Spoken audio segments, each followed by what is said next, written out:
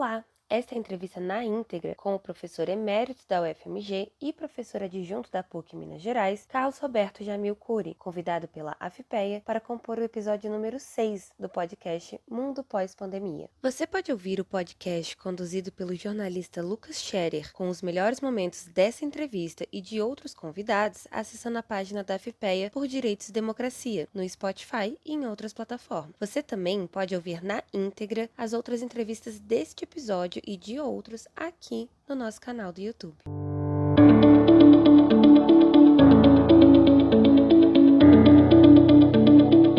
Olá, seja bem-vindo, bem-vinda a mais uma entrevista da nossa série AFPEA Mundo Pós-Pandemia. Agora a gente falando sobre educação e o convidado desta vez é o professor emérito da Universidade Federal de Minas Gerais, professor adjunto da PUC de Minas, Carlos Jamil Cury. Eu quero de antemão agradecer, professor, ao senhor por nos atender o convite para essa conversa. Um prazer recebê-lo por aqui. Seja muito bem-vindo.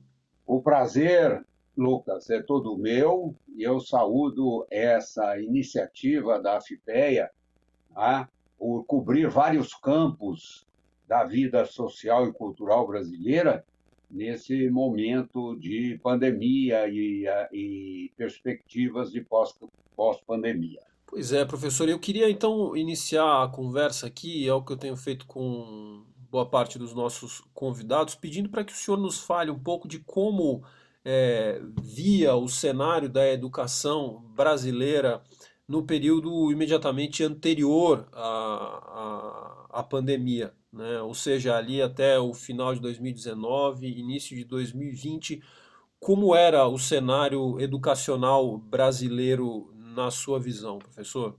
Olha, do ponto de vista, digamos, estrutural, a educação brasileira nos era vista de dois ângulos.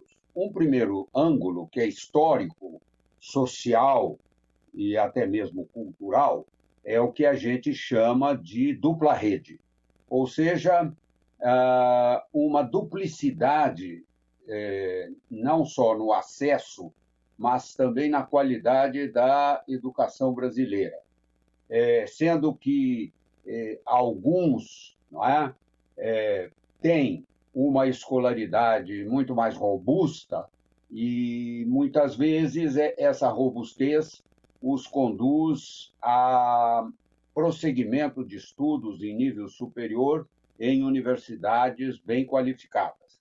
E, do outro lado, pessoas com uma oferta, não é, mais, não, vamos dizer assim, cheia de lacunas e que acaba por impedir estas pessoas na prossecução no ensino superior e as obriga a entrar, muitas vezes, num mercado de trabalho formal ou informal, sem uma educação plena, como pede a nossa Constituição. Isso é do ponto de vista histórico, estrutural, não é? E dentro dessa estrutura, o outro ângulo que pode ser visto é que, sobretudo, a partir do final dos anos 80, o Brasil fez um esforço enorme para ampliar o acesso das crianças e adolescentes para a educação básica. Para isso concorreu, não de um lado, um ordenamento jurídico muito avançado, que até 2016 ele foi se configurando de uma forma bastante avançada, com várias ferramentas jurídicas, inclusive, postas na mão dos cidadãos para fazer valer o direito à educação, mas também várias políticas que procuraram diminuir as desigualdades regionais, nem sempre conseguindo diminuir as desigualdades socioculturais. Então, a gente tem esse jogo de luz e sombras, que configuram a estruturação da educação brasileira. E nós estávamos caminhando justamente em torno de um projeto não, de um Plano Nacional de Educação que poderia significar, não é, a diminuição do gap, do vão, né, entre aqueles dois grupos aos quais eu me referi, da dupla rede, diminuir o vão entre eles, mas seja por uma insuficiência de capacidade política do governo 2016, né, seja pelos desdobramentos do impeachment, o Plano Nacional de Educação ficou, por assim dizer, esquecido, né? E a partir de 2019, então, aí a gente é melhor nem discutir, porque aí realmente, pelos ministros da educação que passaram, pode-se ver que não houve, senão uma política da não política. Pois é, professor. Então, antes de entrar já na pandemia propriamente dita, a gente tem esse período curto, podemos dizer, né, 2019, o ano de 2019, onde muito se falou sobre a precarização de várias áreas, incluindo a área da educação, a área da pesquisa, né? O que, na opinião do senhor, isso representou para o desenvolvimento da educação no país e o que foi isso, o que representou na prática essa, não dá para falar de política, mas pelo menos uma falta de interesse pelo fortalecimento da área de educação, de pesquisa, ensino aqui no Brasil.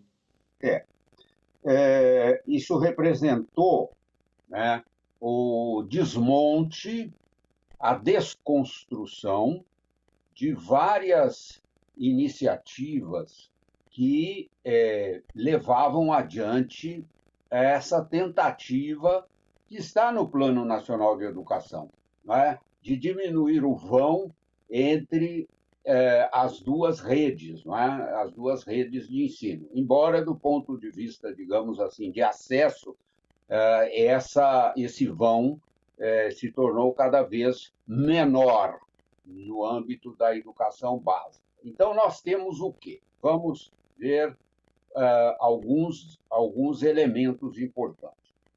O primeiro deles foi a diminuição da sociedade civil na participação de conselhos, tá? Seja pela extinção de conselhos, seja pela diminuição de conselheiros, né? Sobretudo quando havia conselheiros da sociedade civil, né, organizada, né? Então, essa diminuição da participação, ela estava já indicando que você teria um Estado decidido a ter um controle sobre o campo educacional de uma forma que nem mesmo na ditadura nós tivemos.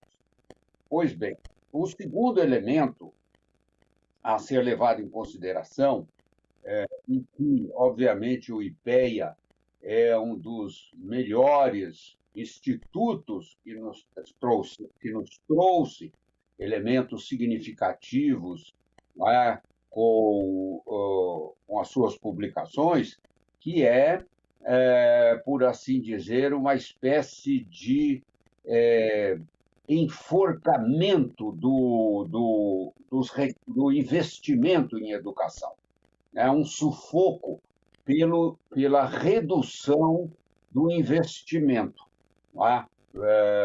O investimento na educação está sendo reduzido, foi reduzido, apesar do novo Fundeb, não é? Mas você veja uma coisa, você diminui quem poderia controlar, não é? Você diminui nos conselhos quem poderia controlar e, ao mesmo tempo, você faz um sufoco através da diminuição dos recursos orçamentários, principalmente aqueles que dependem da função supletiva, que é algo que precisa ser mais esquadrinhado, mais minuciosamente estudado.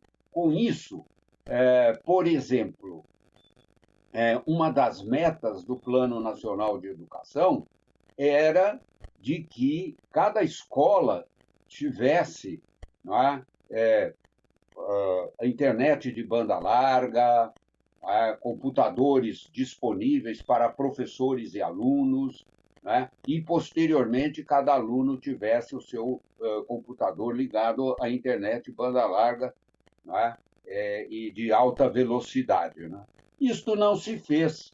Então, quando veio a pandemia, ao lado da desigualdade já atávica na sociedade brasileira, incidindo de modo desdobrado sobre a desigualdade educacional, veio esta, vamos dizer assim, esta nova face da desigualdade, que é o acesso às tecnologias digitais da comunicação e da informação, e cuja lacuna, cuja ausência prejudicou, sobretudo, os grupos mais vulneráveis, porque ou não tem tablet, né? Ou tem um celular de baixa capacidade, ou tem um celular que vamos dizer assim, disputado dentro da vida familiar, né? E, evidentemente, com todos os problemas trazidos por essa invasão, entre aspas, não é, da escola dentro da casa. Então, a este prejuízo se deu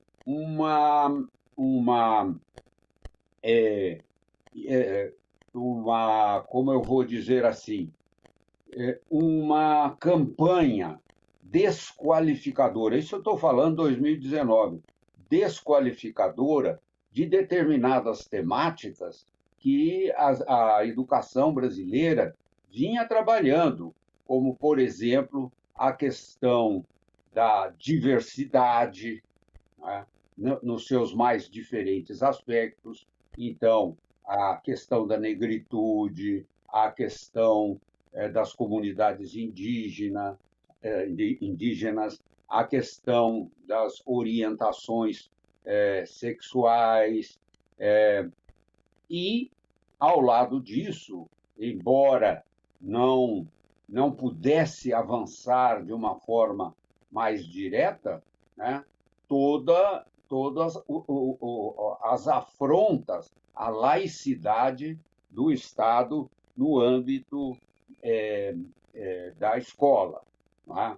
Então, esse tipo de coisa atingiu não apenas a educação básica, mas também os segmentos da educação superior, e que vão se potencializar agora nesses 2 anos, 2020 e, sobretudo, 2021, no âmbito do ensino superior. Tá? Então, resumindo, você tem, de um lado, a chamada pauta de costumes, não é? Como contraponto à escola desenvolvendo, não é? A valorização da diferença, não é? E, como contraponto disso, toda uma pauta de costumes, não é? A valorização da religião, mesmo dentro da escola, a valorização de uma família mais clássica, não é? A disseminação de que nas escolas ela teria sido impregnada de um pretenso e não sabido bem o que seja marxismo cultural, não é? E, de outro lado, você, por assim dizer, estrangulando a educação, além do meio ambiente, da saúde, da cultura, o financiamento. E na intermediação entre uma coisa e outra, a diminuição da participação civil no âmbito dos conselhos. É um pouco por aí que eu vejo essa questão e que se aprofundou depois com a pandemia. Pois é, professor, o senhor já adiantava alguns elementos aí do que viria a se tornar o gargalo da educação no período pandêmico, né, iniciado ali em 2020. Queria que o senhor se aprofundasse, então, nesse novo momento, né? Ou seja, depois de tudo isso que o senhor nos falava sobre o período pré-pandemia, quais foram, então, o que se evidenciou como problema, fragilidade, também por outro lado, como potência na educação, no sistema educacional brasileiro durante a pandemia, hein? Pois é, de um lado, escancarou de uma forma assim muito candente, né, e muito visível a dupla rede. Tá? Mas, ao escancarar a dupla rede, ela visibilizou, por exemplo, por onde passam as lacunas dos grupos vulneráveis que foram os mais atingidos no âmbito da educação pela pandemia. Tá? Porque, ao você transferir a escola para casa, o que você teve, não é, foi uma visibilização da precariedade das casas e, por vezes, por extensão, também a precariedade das escolas, que não tinham condição de se equiparar, por exemplo, a uma escola privada que fez uso, né, das tecnologias digitais da comunicação e da informação, de modo a diminuir, né, os desgastes provocados pela pandemia. Né? Isto sem falar, né, das perdas e danos do ponto de vista das vidas. Não é? Por outro lado, bom, então isso com todas as consequências que isso tem na relação ensino-aprendizagem, na diminuição das pessoas que vão à escola. Nós temos, então, um índice muito elevado de pessoas que praticamente evadiram, mesmo durante a pandemia, né? Exatamente, evadiram muitas vezes até para fazer pequenos trabalhos, pequenos negócios, não é? Em vista da recomposição da vida de sustentação familiar, recrudesceu a fome, não é? Várias coisas dessa natureza. Então, trouxe à tona algumas coisas importantes, a meu ver. Eu não diria que são pontos luminosos, mas eu diria que trouxe à tona alguns pontos importantes. O primeiro deles, a meu ver, é a figura da professora ou da professora como um profissional. Viu-se que essa transposição da escola para casa não contava, no âmbito familiar, com pessoas preparadas para dar prossecução à relação ensino-aprendizagem. Então, vários pais, várias mães se lamentando de que não tinham condições de, por exemplo, acompanhar um dever de casa, uma tarefa de casa, um para casa, não é? Porque não eram formados como licenciados ou como pedagogos e não dominavam o assunto.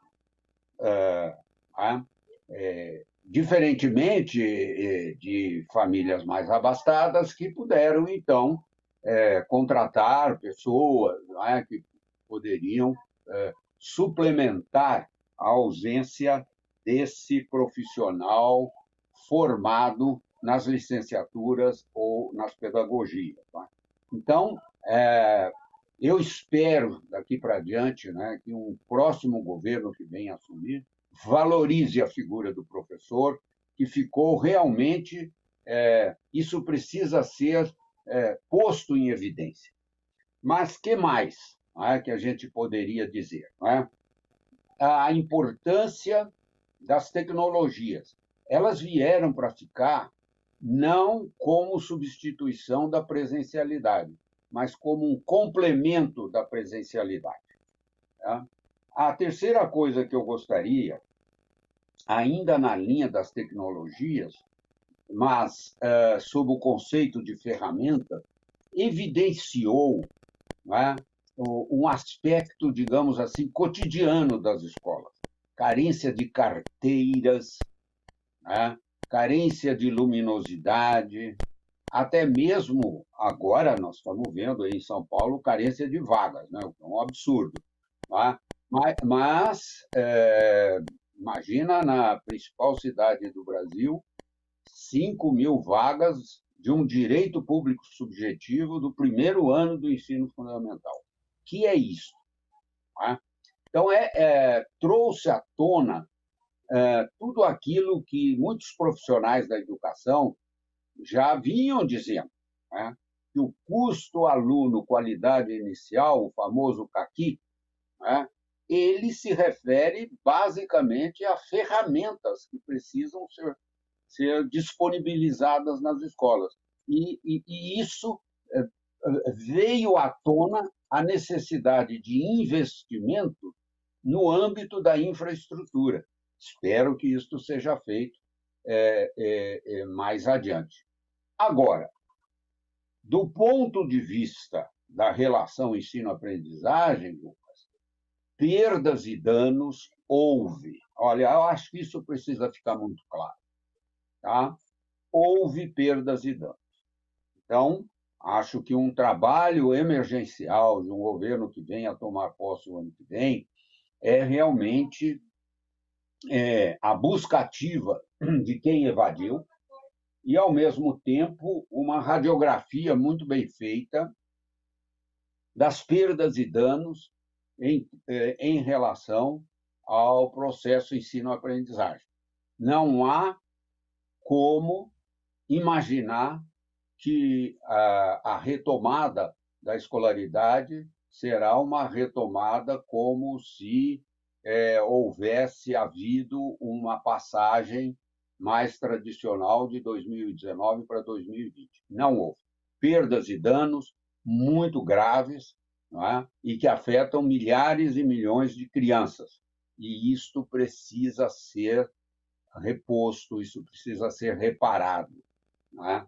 E para isso, realmente, terá que haver aquilo que a nossa Constituição põe como pilar da política pública, um regime de colaboração, coisa que este governo federal atual simplesmente deixou sob a responsabilidade exclusiva dos governadores e dos municípios e se auto-excluiu, né, do regime de colaboração. Queria que o senhor nos falasse também desse período pandêmico, como enxerga a atuação dos diferentes segmentos envolvidos na educação, e a gente falando mais especificamente da educação básica, que acho, não sei se o senhor concorda, foi, né, a mais atingida e os danos maiores estão localizados nesse segmento, né? Como é que o senhor vê, então, essa atuação dos diferentes segmentos envolvidos na educação básica diante dos desafios impostos pela Covid-19? Olha, o segmento dos professores, por meio de sindicatos, eles defenderam duas coisas, né? Uma recuperação da infraestrutura das escolas, né? Seja por questões atávicas, né? De carteiras, de lousas atualizadas, não é? A internet, computadores, banheiros, etc., e condições sanitárias. Não é? E, além disso, na paralela, eles defenderam que o retorno às aulas só poderia ser garantido se também o direito à saúde fosse garantido. Então, eles atuaram numa linha que eu considero de um bom corporativismo. Quer dizer, eu quero que minha escola melhore em termos de equipamentos, não é? Sejam equipamentos pedagógicos, sejam de equipamentos sanitários. E atuaram numa outra linha do bom corporativismo, que foi o da defesa da saúde, não é? E tendo como base o direito à vida, que durante a pandemia esteve, não é, bastante em risco, produzindo esse volume de 630 mil mortes, maior parte das quais poderiam ter sido evitadas. Não é? Bom, do ponto de vista dos pais, é muito difícil você analisar, porque houve todo um movimento de pais, não é? Que defenderam um projeto de lei chamado, como é que ele se chamou, gente? A educação como direito essencial. Tá?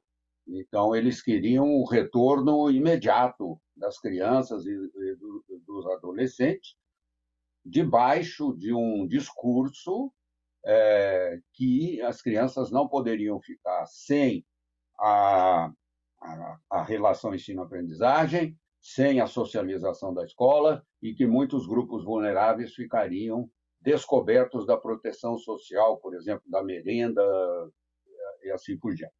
Esse discurso é verdadeiro, ele é válido, mas numa situação de pandemia nacional e internacional, não é? Esse discurso, ele, na verdade, a meu ver, ele jogou um grupo de pais, não é? Dentro de uma perspectiva muito mais individualista do que uma perspectiva do bem coletivo, do bem comum. Não é?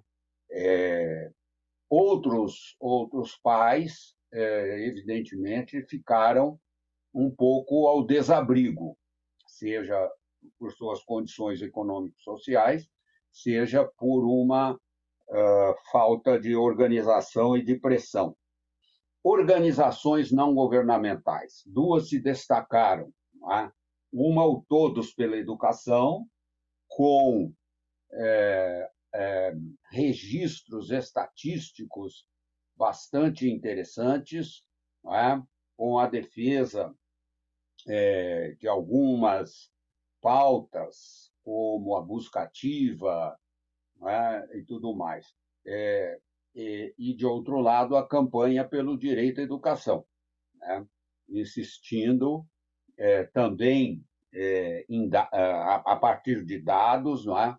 Mas batendo muito na tecla do custo aluno-qualidade inicial e na defesa de determinadas metas e estratégias do Plano Nacional de Educação. Não é? Bom, do ponto de vista do legislativo, o que se pode dizer, pelo menos até 2020, foi essa pequena luz, não é, que se acendeu no âmbito educacional, que foi o novo Fundeb. A gente tem que valorizar que o legislativo acabou acolhendo a pressão vinda dos grupos organizados da educação, mas também dos coletivos de secretários municipais de educação, secretários estaduais de educação, que viram não só a situação caótica já dentro da pandemia, mas que ela seria potencializada muito mais na ausência do Fundeb. Então, o Fundeb pela emenda 58, ele se tornou um dispositivo permanente da Constituição e não mais no ato das disposições constitucionais transitórias, e ele ganhou elementos mais robustos da colaboração recíproca, com um aporte maior da União progressivamente para a educação, e veremos como vai se dar o princípio da qualidade articulado com a equidade, não é? Que está presente no dispositivo da emenda 58. Não é? Com relação ao executivo, é o que nós estamos vendo, né? Foram pessoas que não tinham sintonia e nem simpatia com o campo educacional, porque o viam como um campo, entre aspas, né, infectado pelo vírus do marxismo cultural, pela disseminação e pela incitação precoce à vida sexual e outras coisas que eu não sei de onde tiraram estas coisas. São gente que nunca conheceu o chão da escola, nunca conheceu a realidade das nossas escolas e, portanto, e nem dos nossos professores, ficam falando essas coisas a título de encobrir, na verdade, um caminho, não é? que nos conduz muito mais a uma era pré-iluminista do que aquilo que a gente tem como norte, que é a nossa Constituição, os seus valores. Não é? Então, eu vejo assim um campo bastante disputado, não é? Um campo muito diferenciado, mas que vai precisar, se eu assim espero, vai precisar de uma união em torno de algumas pautas emergenciais que sejam pautas comuns. E eu ando dizendo o seguinte: esse ano nós lembrar-nos-emos dos 90 anos do Manifesto dos Pioneiros da Educação Nova de 1932. É verdade que as condições atuais são muito diferentes, mas o bordão deles, em 32, era a reconstrução da educação. E eu acho que esse tem que ser um bordão que deve unir todos os grupos, todas as organizações identificadas com o campo democrático para algumas pautas comuns para a reconstrução da educação.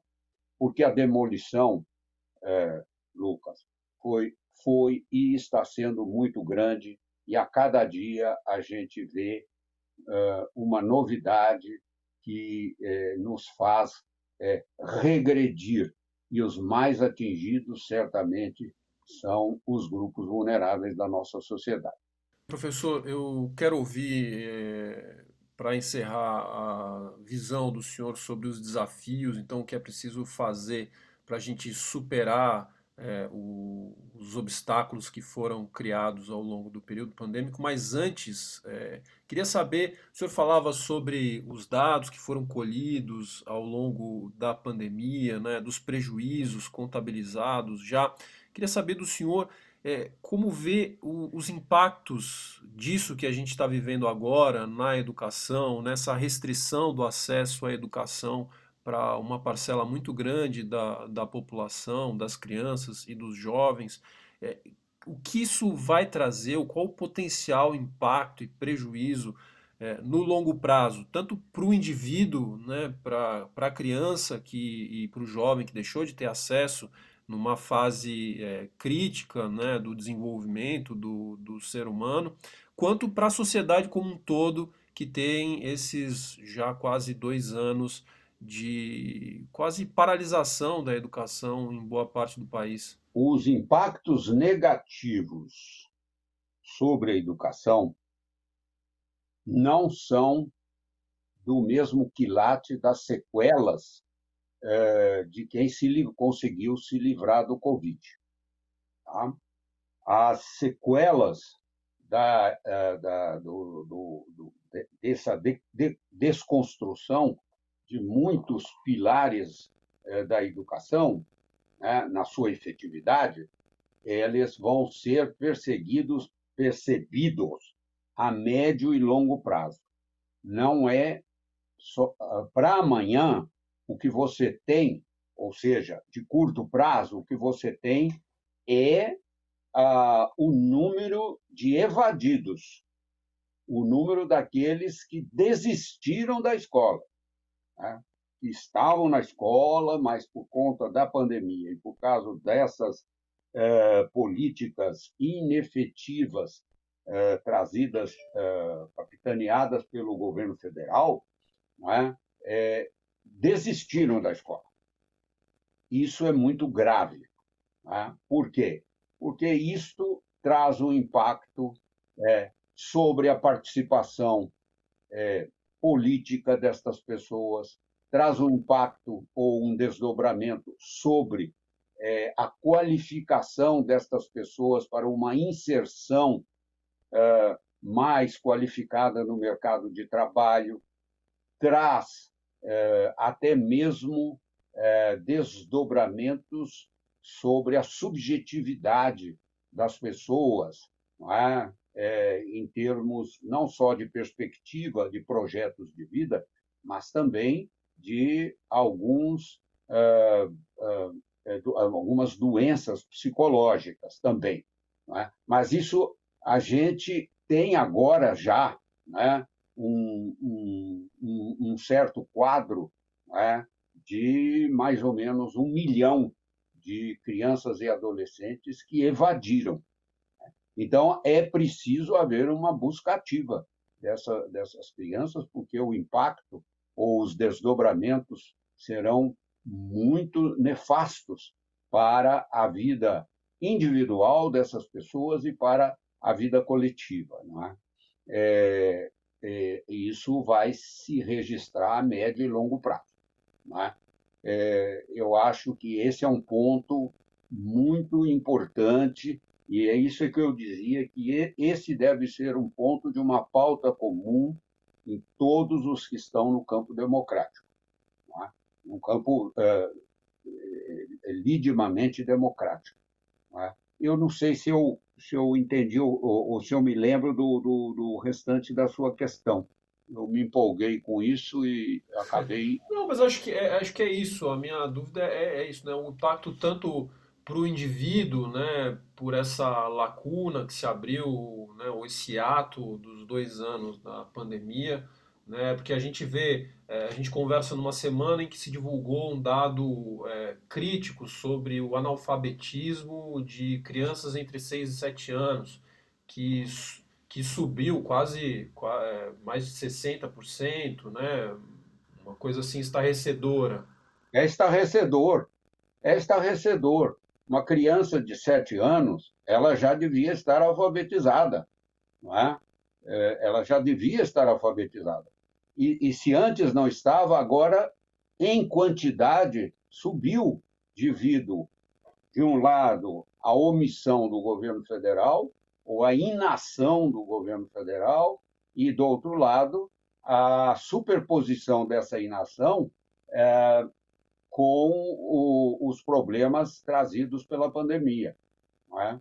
Então, nós vamos ter que pensar coletivamente, abandonar um pouco determinadas pautas diferenciais e nos reunirmos em torno de algumas pautas comuns para depois, sim, retomar. Agora, o de que a gente não pode abrir mão, sabe, Lucas, é dos princípios fundantes da educação em nossa Constituição. Não é?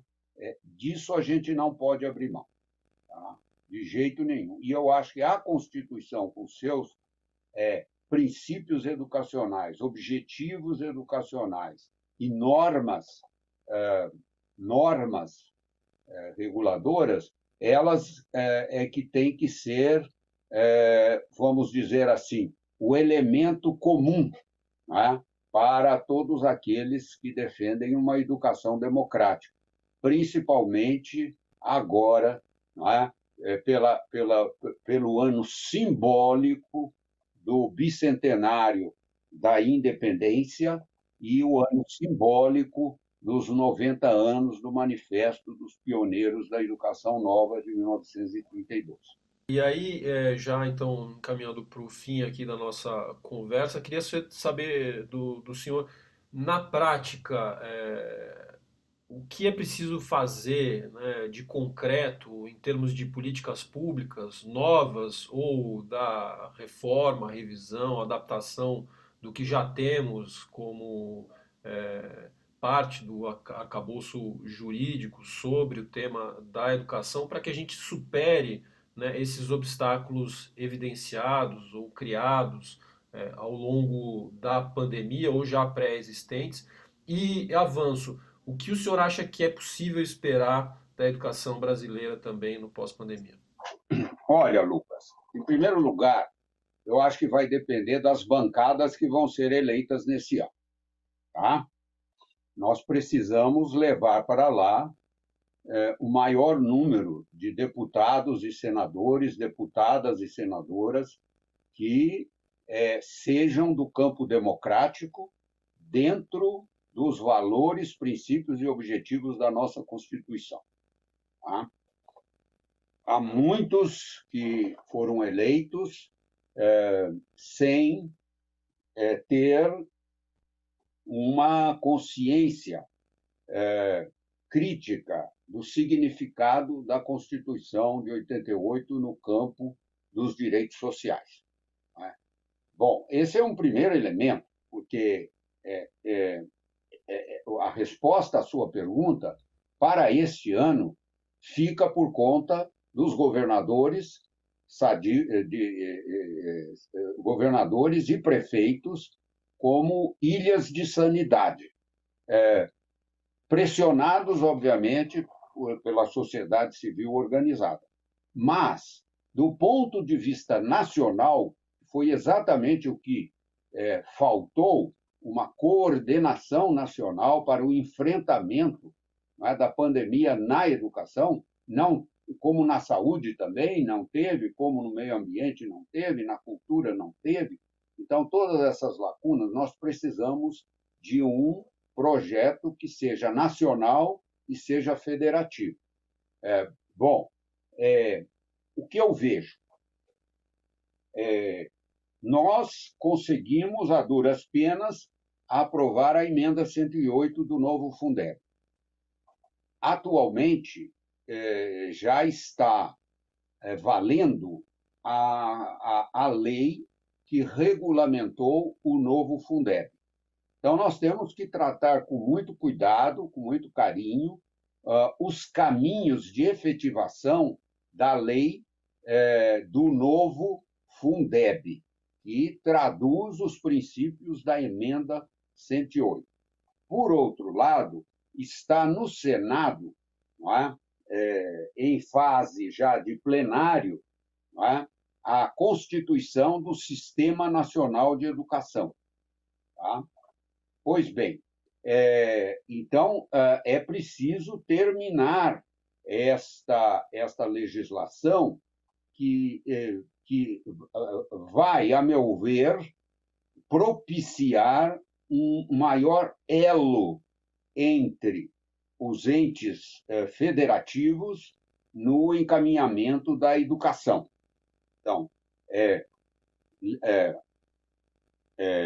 vamos dizer, efetivar a lei que regulamentou a emenda 108, concluir o Sistema Nacional de Educação e, sabendo-se que 2023 é o penúltimo ano de um Plano Nacional de Educação que vai terminar em 2024, cujas estratégias, na sua maior parte, não foram efetivadas, fazer uma boa revisão, como o próprio corpo da Lei 13.005 do Plano Nacional de Educação prevê, né, que haja revisões, é preciso que a gente reveja, né, as estratégias à luz, sobretudo, das lacunas que a pandemia e a inação do governo federal atual tiveram sobre o campo educacional. Então, de maneira resumida, né, a lei regulamentadora do Fundeb,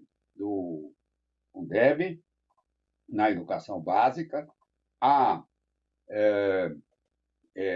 conclusão do Sistema Nacional de Educação e uma revisão do Plano Nacional de Educação, que vai entrar no seu penúltimo ano sem ter sido efetivado, e que ele merece uma revisão. E no ensino superior, é muito importante, em agosto desse ano, a finalização da lei de cotas, e que nós precisamos refletir, né, sobre a continuidade desta lei, que vem sendo, no âmbito do ensino superior, objeto de descrédito por parte do atual Executivo Federal. Professor Carlos Roberto Jamil Cury, professor emérito da Universidade Federal de Minas Gerais, professor adjunto da PUC de Minas também. Professor, muitíssimo obrigado mais uma vez por aceitar o convite para esse nosso bate-papo aqui na série FPEA Mundo Pós-Pandemia. É um prazer recebê-lo e ouvi-lo. Um abraço e até uma próxima, professor. Até uma próxima, muito obrigado.